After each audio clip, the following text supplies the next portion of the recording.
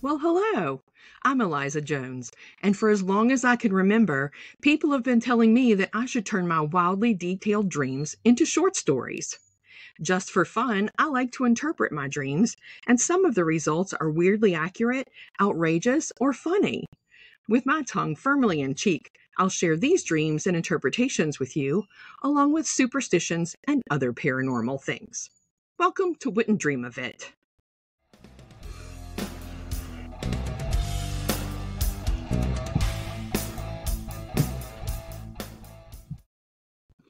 This week's dream is called Living with the Enemy, and it is a little difficult for me to read aloud because it flips many of my fear switches, including losing access to my children.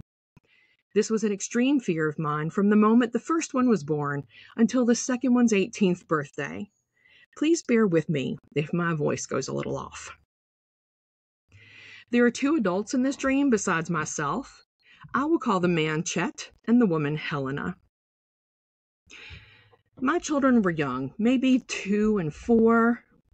Things weren't going great for us financially, and instead of helping us out, my children's father, Chet, was planning to take them away from me.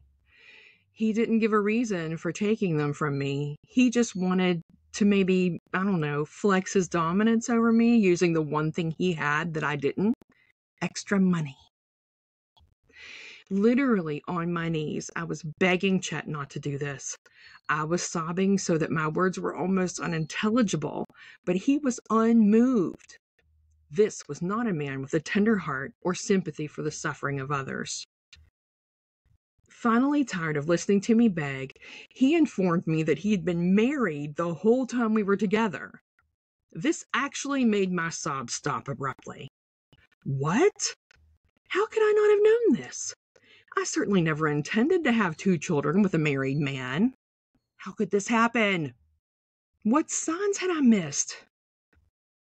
Chet went on to say that he had confessed everything about our kids and me to his wife, Helena. She was livid at first, he said, but then she got an idea. Those kids need a complete family, she said to him. She decided that it would be best for everyone if my kids and I moved in with them, and I would do work for room and board. Chet thought this was a great alternative to separating me from the kids, but I'm sure he actually was thinking from below his belt. My face stained with tears, I broke into deranged laughter. "Oh yeah," I shouted, "come live with my baby daddy, his wife, and our kids." Ignoring my wide-open mouth and my tear-stained face, he said this was the only way he would stop pursuing sole custody of our kids. Accepting the offer was my only option since I didn't have enough money to fight a drawn-out custody battle. My reaction to this offer touched many emotions. There was more maniacal laughter, evolving into shouting and then screaming, finally disintegrating into tears of defeat. I told Chet I'd accept his offer.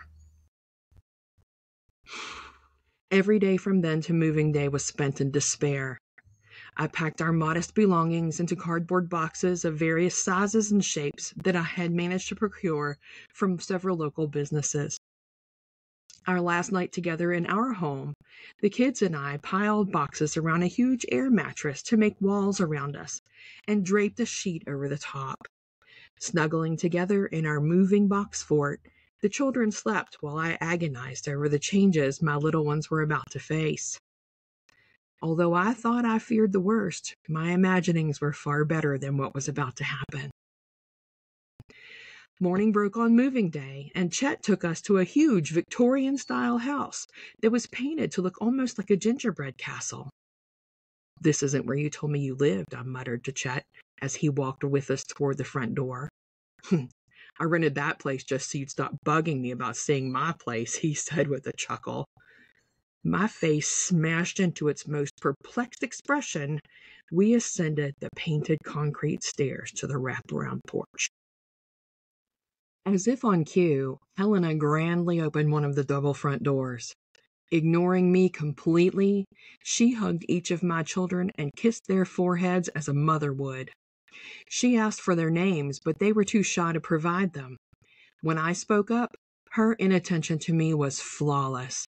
She waited for Chet to tell her their names, and then holding one in her arms and the other one by the hand, she led us inside. Helena showed me to a room on a below-ground floor that probably served as servants' quarters in the early years of the historical home.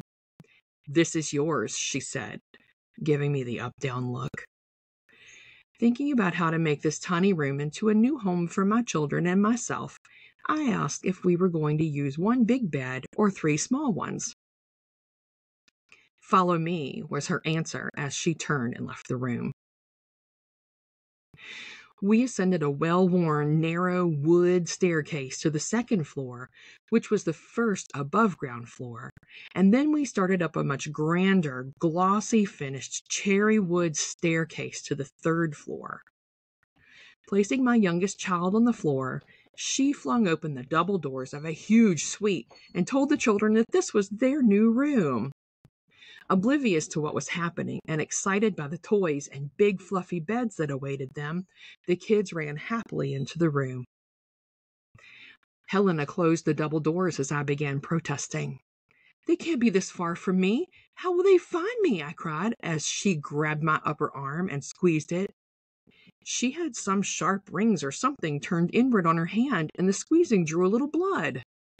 Watching the small drop of blood run toward my elbow, she said, "Deal with it." Over the next few days, I didn't see my children at all. I tried going to their suite, but I was told each time that they were with the preschool tutor. I tried to catch them at the table at dinner, but I was told they were eating in their suite using a tea set they had bought downtown that day. While someone else had been shopping for tea sets with my children, I had done laundry, prepared 3 meals and cleaned up after them, swept and mopped floors and dusted. I was working like I was Cinderella or something, and if Helena caught me sneaking away from my chores to look for my children, she would grab my wrist or the back of my neck with her sharp inward-turned rings. I hadn't seen Chet for a few days when suddenly he and Helena walked into my modest bedroom without knocking. I stood up and immediately started demanding to see my children. Chet told me that Helena thought it was best if the children didn't see me for the first few weeks, maybe longer. Horrible realization washed over me as I understood what was happening. They weren't just boarding us, they were trying to make my children their own. With a wail of despair, I pushed past them and flew toward the stairs to the main living area, screaming my children's names. Helena caught me by the collar and threw me to the floor on my back. I rolled over, and as I tried to stand, I felt a slash across my back. I was being beaten with a belt. At that point, thankfully, I woke up. Sweating, disoriented, and terrified, I had to look around the room to confirm where I was and that I had been dreaming. This dream hit almost all of my psychological triggers, so the relief of finding myself back at home had me almost in tears. I almost decided not to share this dream with you because of its extreme nature, but I hope that what I have to say afterward will help someone. What does this nightmare have to tell us? Some of it is similar to other dreams where my children are small again and I'm feeling that I need to feel needed and that sort of thing, but there are a few differences. Let's talk about those. To dream that you have a rival indicates that you are hesitant in asserting your rights and standing up for yourself.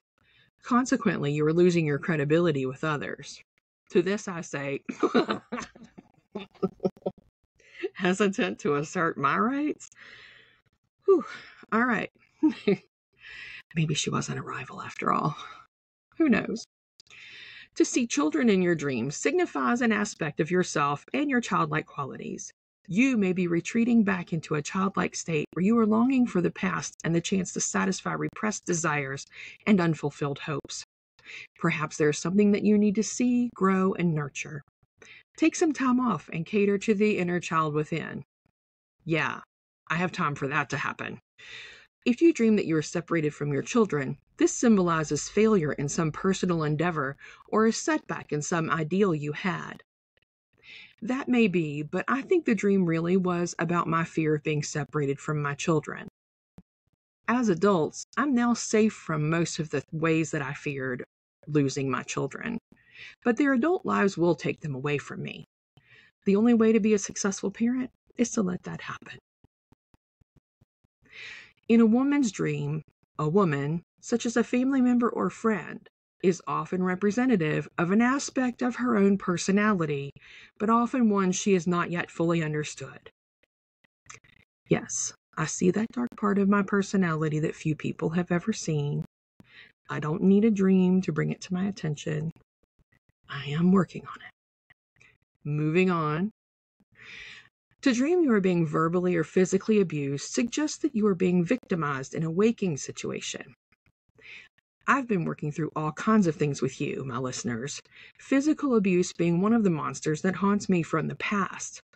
However, this dream compels me to remind all of you that domestic violence comes in many forms. A person may not realize they are a victim until their super smart sleeping brain slaps them over the head with it. If you are experiencing domestic violence, help is available when you're ready. You can reach the National Domestic Violence Hotline 24 hours a day, 7 days a week, 365 days a year. They can provide support in English or Spanish, and through an interpretation service, they offer service in over 200 other languages. When you're ready, call 800-799-7233 or text the word START, S-T-A-R-T, to the number 88788. I will include these numbers in my show notes, in addition to links to the National Domestic Violence Hotline's official website and online chat. If you're listening to my podcast on a service that doesn't display show notes, please send an email to me at wouldn'tdreamofit@gmail.com. That's wouldn't without the apostrophe. wouldn'tdreamofit@gmail.com with the subject Episode 6, and I will be happy to email a copy of the show notes to you. Sometimes I go off on humanitarian tangents, and that's because I believe everyone deserves to live their best life. It's always difficult to transition back to the show content after one of these, and I can't find a good way to progress from here to Superstitions. Wait, maybe I just did. Last week we talked about bats, and no discussion of bats would be complete without a follow-up about vampires. From Bram Stoker to PC and Kristen Cast, from Bela Lugosi to Robert Pattinson, vampires have terrified and fascinated humans for centuries. Until modern storytellers brought us romanticized versions of these supernatural beings, they were exclusively associated with evil. Historically, vampires were required to feed on the blood of the living to survive, and according to some legends, those they hunted and fed upon would become vampires themselves.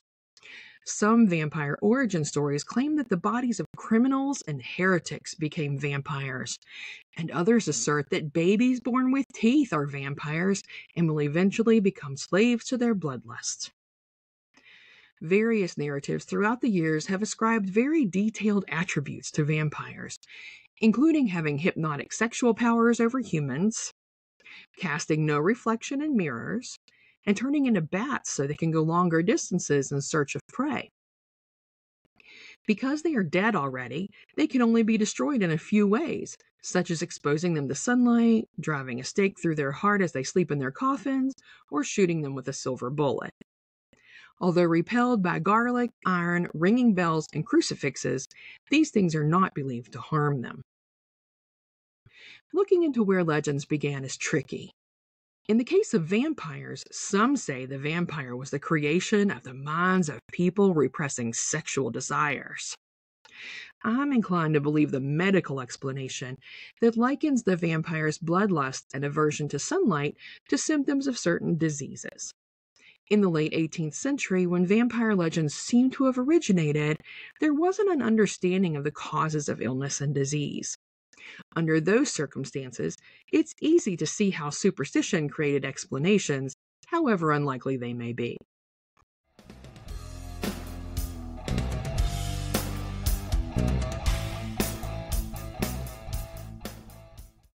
I've gotten some feedback that the weekly astrology discussion could almost be a separate podcast, and I agree. I think that I might cut back to once monthly astrology highlights, still using the cheekier side of each sign so that we can laugh together and at ourselves. I don't want to disappoint my listeners at any time, so please send me feedback on social media or by email. We're called Wouldn't Dream of It on most social media platforms. You have to type the words with no spaces in between and leave the apostrophe out of wouldn't. You can email me at wouldn'tdreamofit@gmail.com as well. The next episode will drop on Friday the 13th, and I'd like to do something special. We will skip the usual show content, and we'll talk about myths, legends, and true stories, all about the number 13, as well as Friday the 13th. I hope that sounds fun, but if not, I hope you'll join me on the 20th for a return to the dream interpretation and superstitions.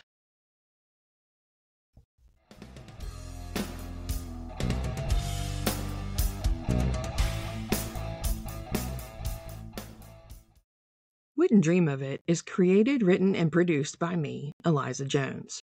The theme song is an original song called Dreams and Nightmares by Twysted. That's Twysted with a Y. Find them on Facebook as Twysted, both with a Y instead of an I. There's also a link to their Facebook in my show notes. Thank you for listening. I'll talk to you next week.